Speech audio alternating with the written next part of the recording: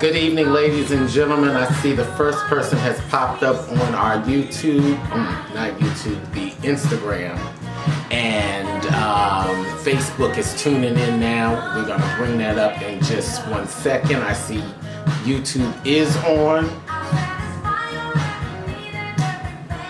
And I wanted to welcome each and every one of you. Good evening, Danielle, to this evening's episode of Sheer Chat Live with myself, Dr. Hardnax, and I brought back my wonderful fan because I love that sound. But we are going to talk about a very serious topic on this evening. So, you know, I like to start the evening off with a little music to kind of loosen myself up. And I've chose this song because it is called In My House by the Mary Jane Girls.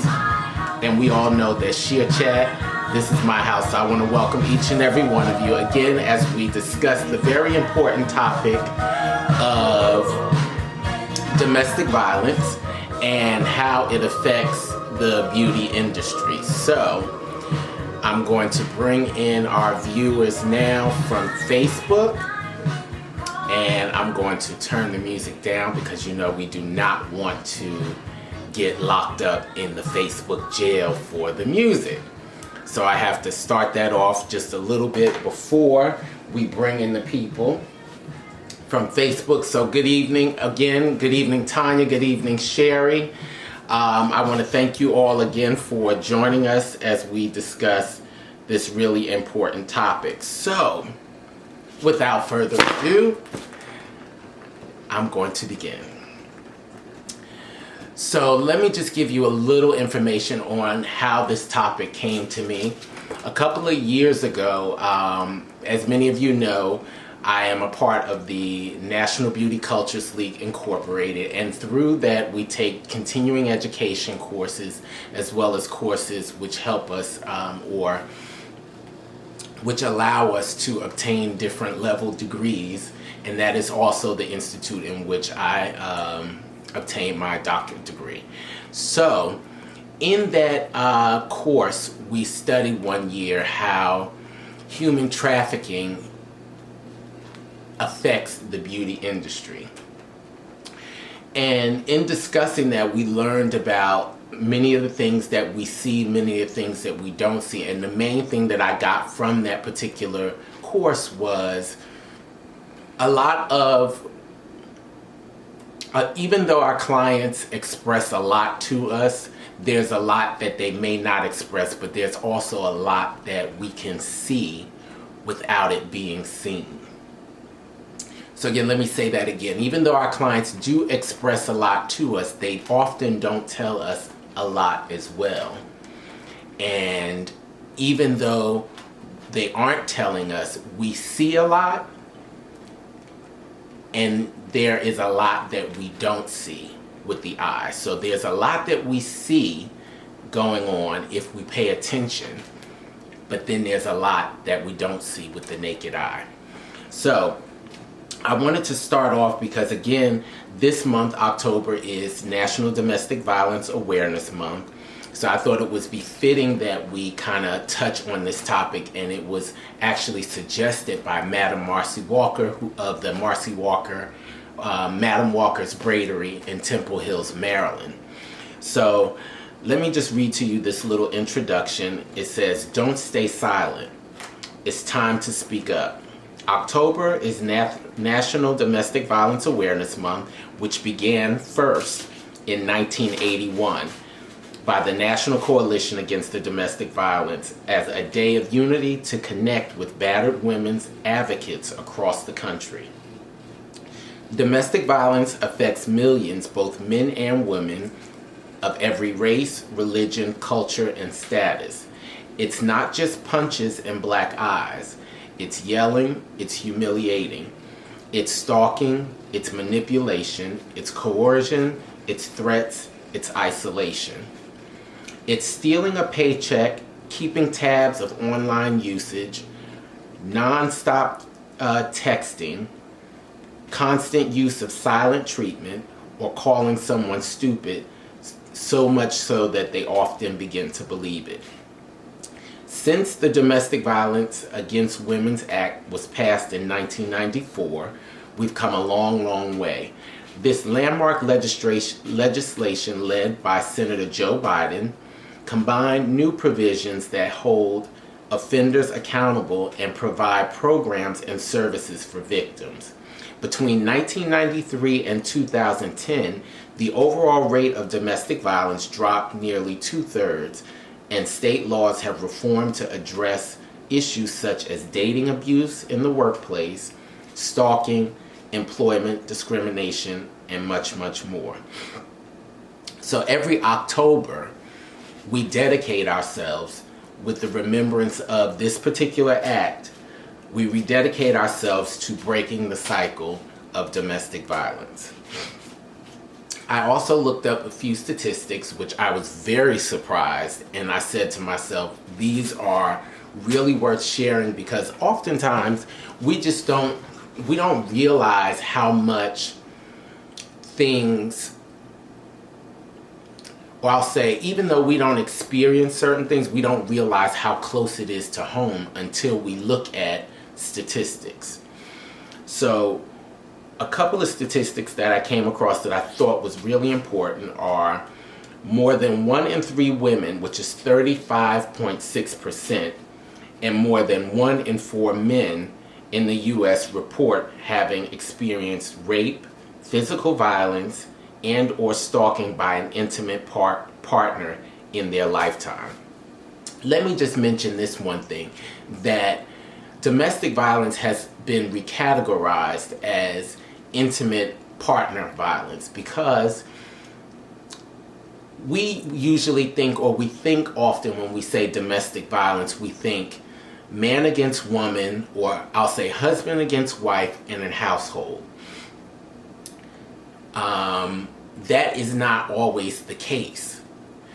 A lot of times it happens just between people who are dating, or it starts just in that dating phase. A lot of times it affects high school children as they are dating. So it's no longer considered domestic violence, meaning, living together, but it has been recategorized as intimate partner violence. So let's see, Tanya on Instagram says, I've experienced it all at a young age before all of the laws. Thank you for pointing that out, Tanya, because I'm glad you said that at a young age, because one of our statistics does talk about children.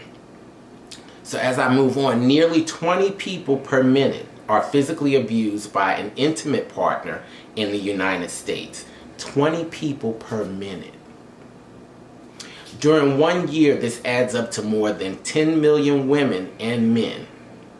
Nearly 1 in 4 women and 1 in 7 men have experienced severe physical violence by an intimate partner during their lifetime.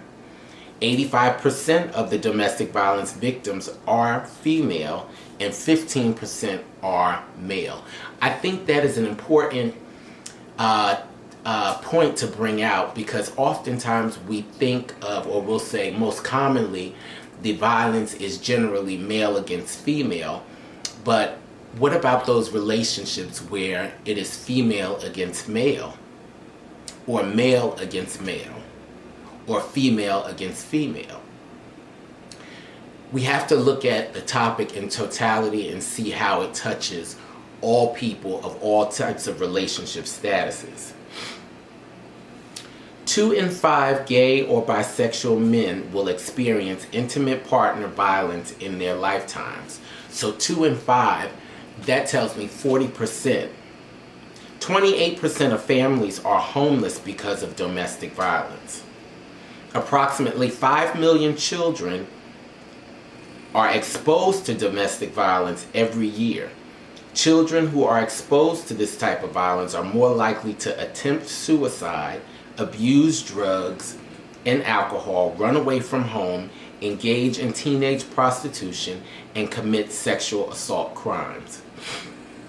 When I read that particular statistic, it made me think of all the things that we see going on in our country. When we look at, say, this opioid abuse that is going on, and the rampant drug abuse that is going on, I wonder if that stems from a lot of these domestic issues.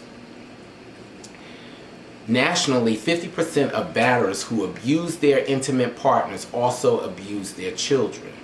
Nationwide, men who are exposed to domestic violence as children are 3 to 4 times more likely to perpetuate intimate partner violence as adults. So again, that tells us what we see as children oftentimes becomes part of us as we grow up. So we have to think, when we are as adults, let's have a really truthful conversation. As adults, when we argue with our partners, and sometimes those arguments turn physical in the presence of children, you have to think about what is the child going through. How do they draw on that, what they have just seen, and how will that be a part of their life as they move forward? According to the statistic, we see that 3 to 4 times they are more likely to perpetuate that type of behavior. So you have to be careful of the things that you do in the presence of your children. 81% of women and 35% of men who experience rape, stalking, or physical violence by an intimate partner reported significant short or long-term effects, such as post-traumatic stress disorder symptoms and injury. That's 81% of women and 35% of men report significant short or long-term impact, such as post-traumatic stress disorder symptoms and injury. 4% of high school students report being hit, slapped, or physically hurt on purpose by their boyfriend or girlfriend in the last 12 months. 4% of high school children. So you have to think about that again with the statistics. Break down these numbers. Out of every 100 students, 4 of those students report that they have been physically abused by their intimate partner, their boyfriend or girlfriend, within a 12-month period. For those high schools that have, say, 1,000 students, how many is that? That's 40 students per 1,000 that have reported that they have been abused in some way physically by their intimate partner.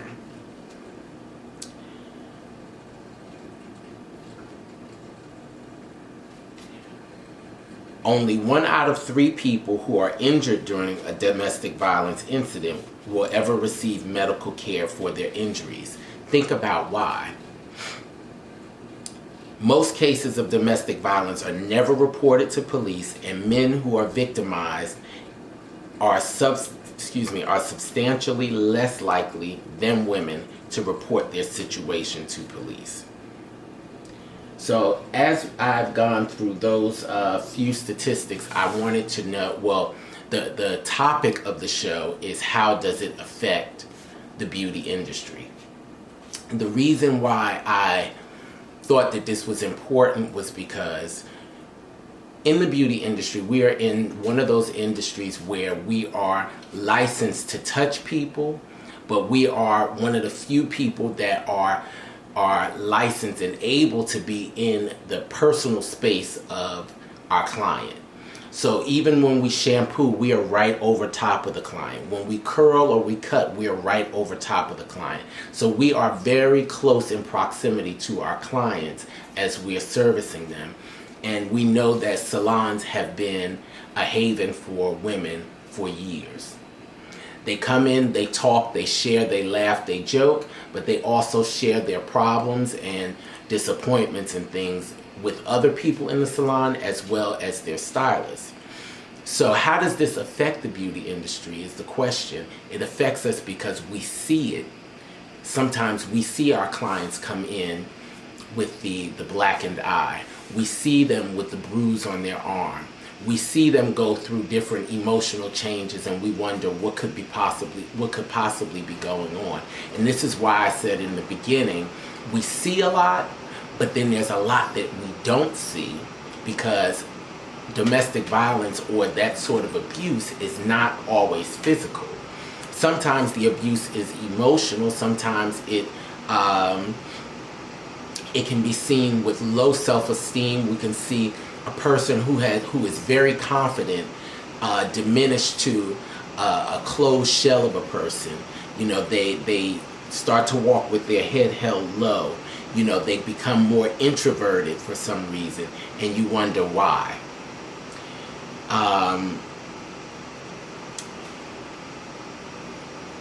One of the things that we can do within the beauty industry is, as we get to know our clients, is just to pay attention to little things. And that's not to say become super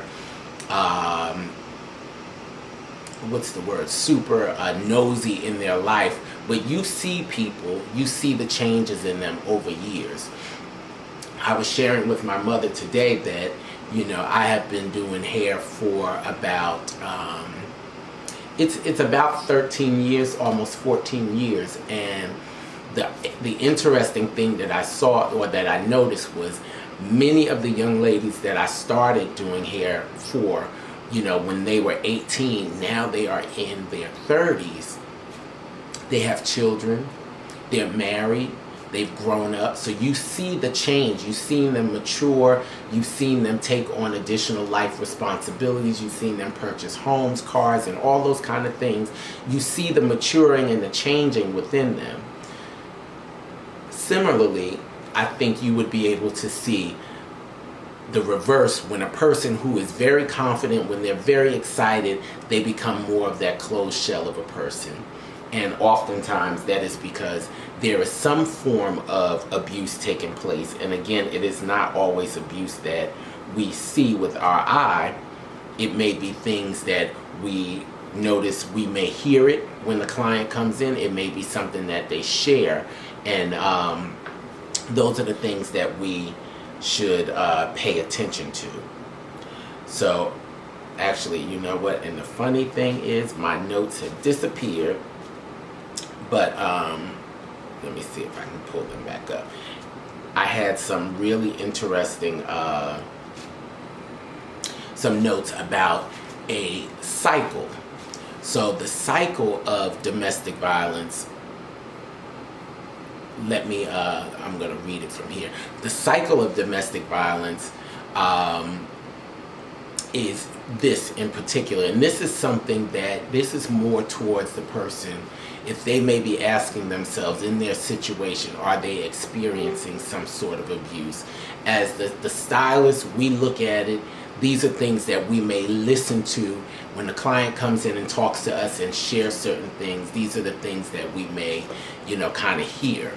So the cycle begins with abuse itself. Your abusive partner lashes out with aggressive, belittle, violent behavior. This treatment is a power play that is designed to show you who is the boss. Your partner then feels guilty. So guilt is the second part of the cycle. They feel guilty for abusing you, but not because of their actions. They're more worried about the possibility of being caught and facing consequences for their abusive behavior. Next, they will make excuses. Your abuser rationalizes what they've done. The person may come up with a string of excuses or blame for you provoking them to the form of abuse, and anything to avoid taking responsibility. They will normalize the behavior. Your partner does everything in their power to regain control and ensure that you stay in the relationship. A perpetuator may act as if nothing has even happened, or they might turn on the charm. This peaceful honeymoon phase may give you hope that the abuser has really changed this time. The thing that I thought was really interesting about that particular portion of the cycle is they say they go into the honeymoon phase, which everything seems rosy. And to you, the abused person, you start to think, okay, this has passed. This was a one-time thing. But as the cycle tells us, it says they give you the hope that things have changed this time, which tells us that the pattern of abuse is generally not a one-time thing. The fantasy and planning is the next part of the cycle. Your abuser begins to fantasize about repeating the abuse, not so much because they really enjoy what they did, but they spend a lot of time thinking about what you've done wrong and how they'll make you pay for what you've done wrong. That's the fantasy. It's the mental mindset that you have done something wrong, and they're fixated on whatever it is that they feel that you have done wrong, and how they are going to then make you pay for it. Excuse me. So then they form a plan turning the fantasy of abuse into a reality. Last part of the cycle is the setup. Your abuser sets you up, puts their plan in motion, creating a situation where they can justify abusing you. Your abuser's apologies and loving gestures in between the episodes of abuse can make it difficult to leave. They may cause you to believe that you're the only person who can help them, that they will change their behavior, and that they truly love you. However, the dangers of staying are very, very real.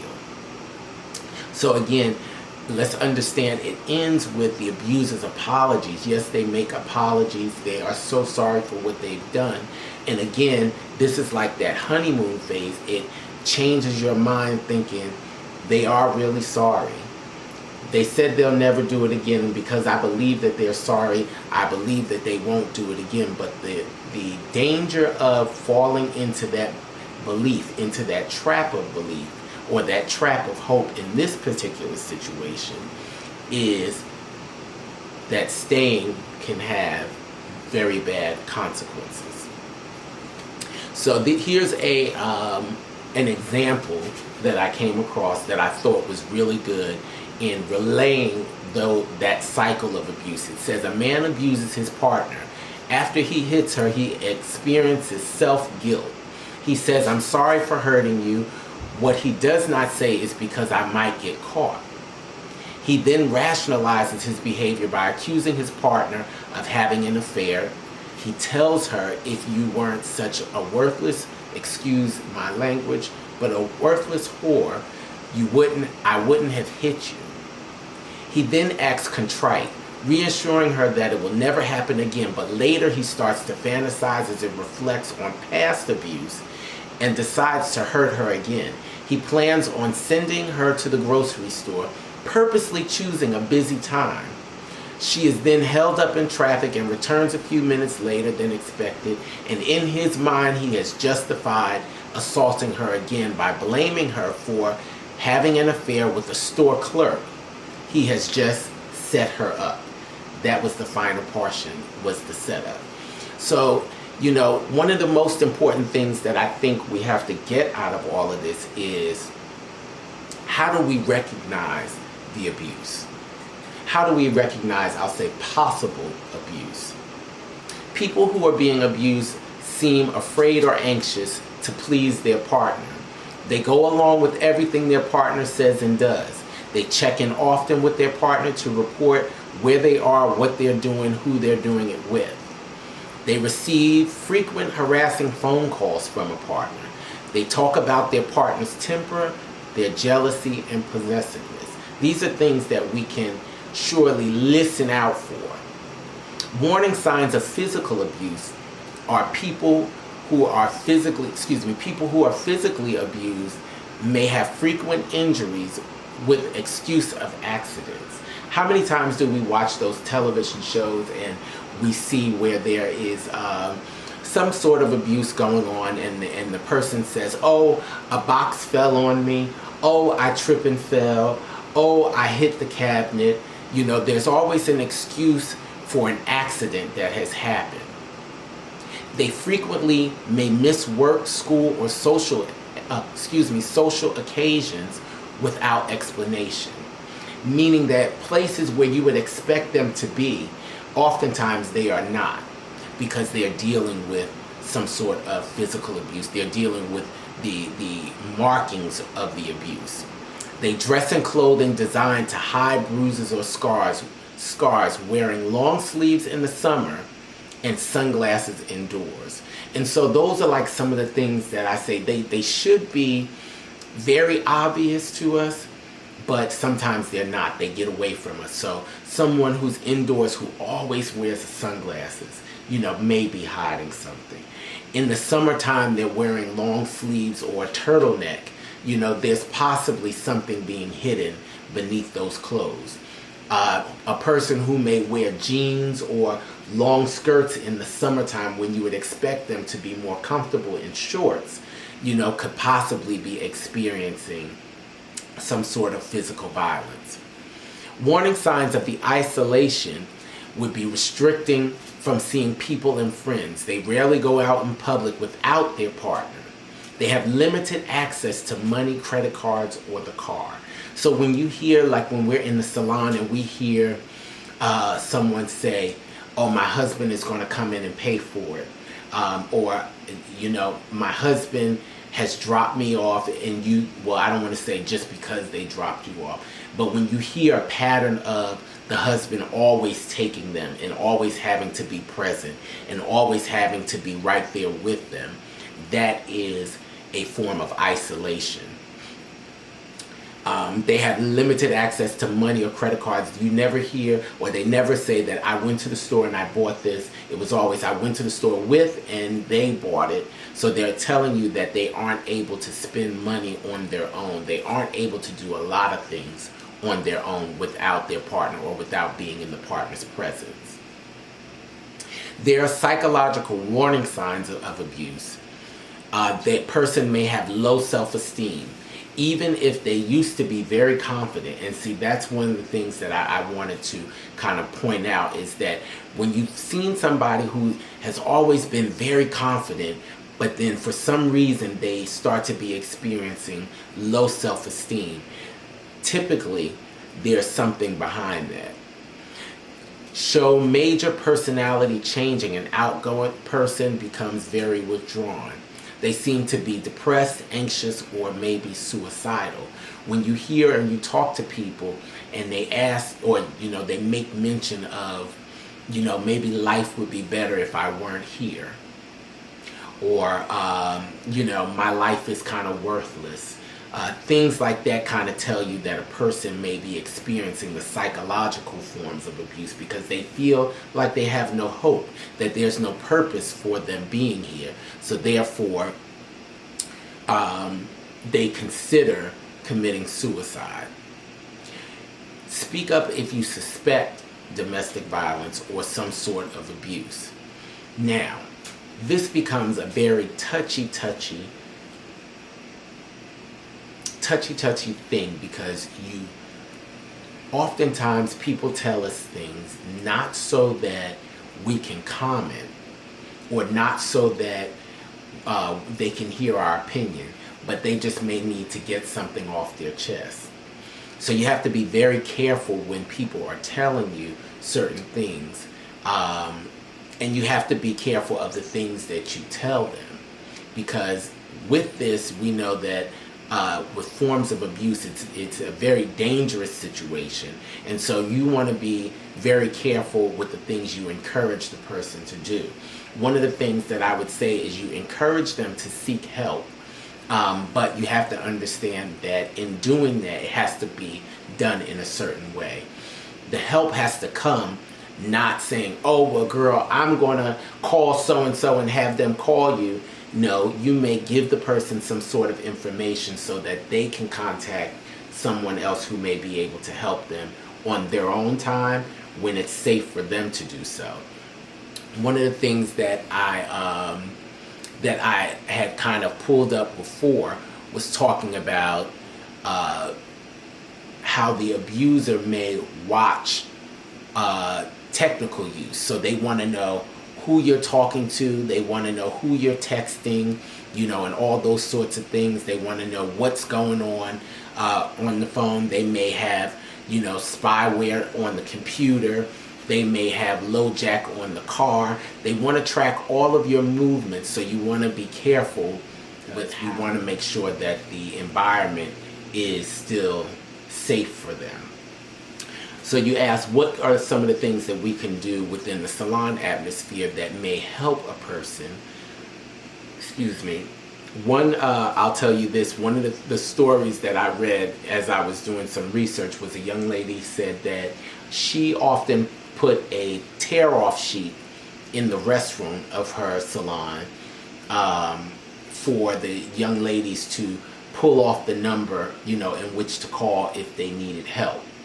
She said sometimes, she would notice that the numbers were torn off, so quick before she could replace it. It just seemed like, somebody had just not taken it down maliciously, but so many people had taken it that she was in disbelief. But then she said also several times she would go in and the whole paper was gone. So she knew that somebody had taken it down and thrown it away, discarded it. One of the things that we can do is to place the information for assistance in inconspicuous places in the salon. So in the woman's bathroom, you may have a pamphlet. The same way we have other things that may help women. We have like sanitary napkins and all these things that ladies may use. We keep them as a convenience. You may have just a small pamphlet in there just for people to take if they need it. And because it's in the woman's bathroom of the salon, it's less likely to disappear and be there for someone who may need it. When someone shares that they are in a particular situation, one of the things that we can do is we ask them, would they like us to offer any type of assistance? In doing that, that can come from just talking to them right then.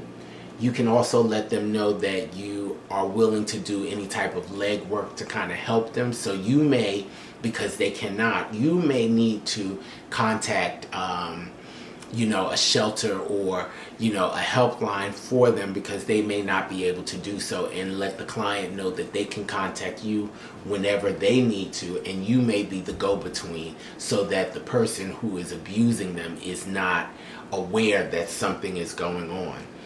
One of the things that another thing that I read that would be very useful was that if the person is planning a escape from the situation, that the plan has to be done in a very meticulous manner. They need to make sure that they have, a backpack that is put away somewhere where it's not going to be noticed. They need to have all their paperwork, meaning like their birth certificate, passport, driver's license, all these type of things available to them in one particular place, so that whenever they have the opportunity and the time is right for them to make their escape, they can do so with all the things that they will need. One of the most important things we know is that the person may want to carry cash versus any type of credit cards or checks for an account or anything like that, because we know that generally in a marriage the accounts are joint and one person can always call to have the account closed. So what you may want to do is have cash available for you to utilize in case you need that to put gas in the car or something like that. Let me see. For some reason, I'm not sure, my Facebook just closed, which is very, very odd. Let me see if I can restart it, but if not, we'll just go on. So,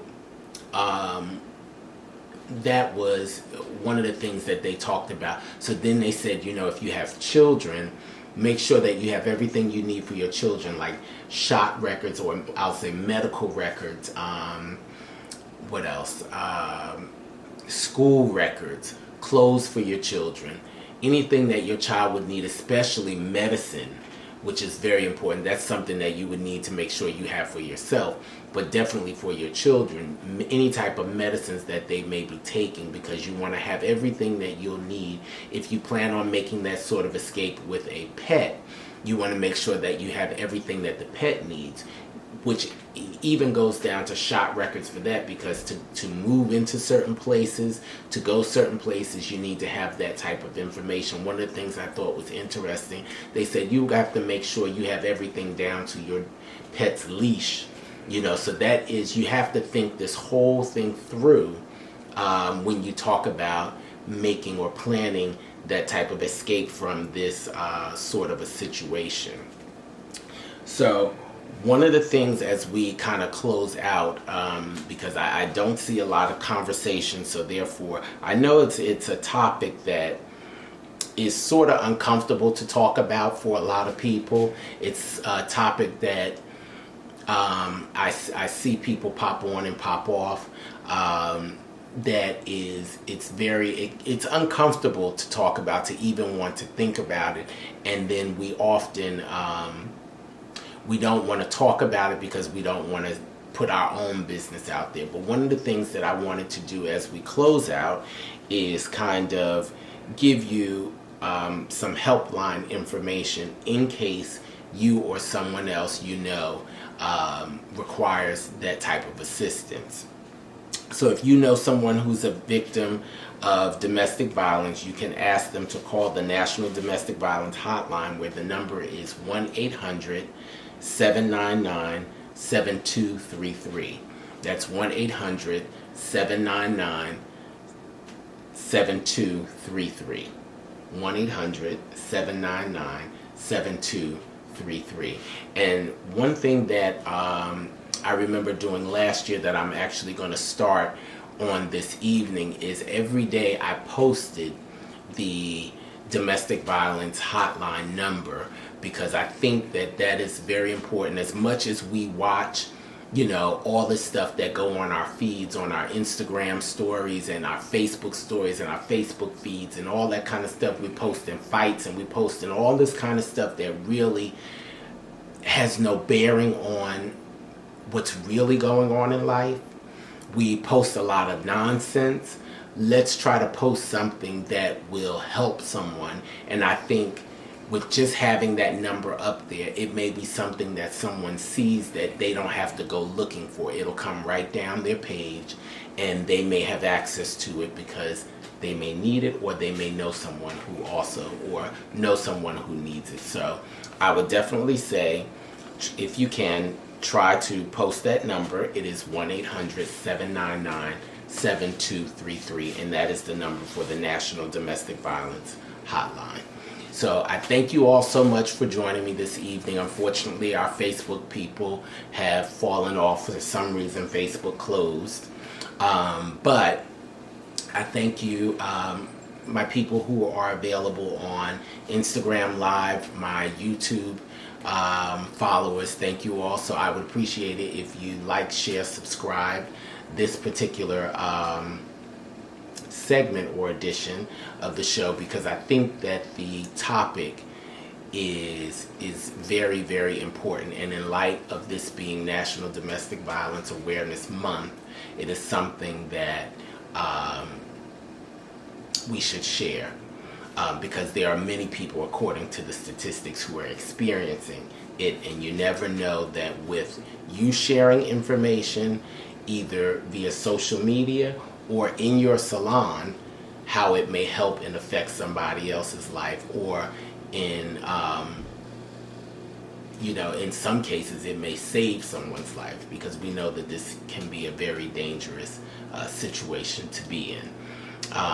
Next week, I think I'm going to discuss human trafficking and how we see that in our salons, because it goes hand in hand with domestic violence. And I'll share a story that I actually bore witness to myself in regards to human trafficking. And so with that, I'd like to just say thank you for coming on. You all have a very, very good evening. And again, like, share, and subscribe. And I will talk to you all soon. Thank you.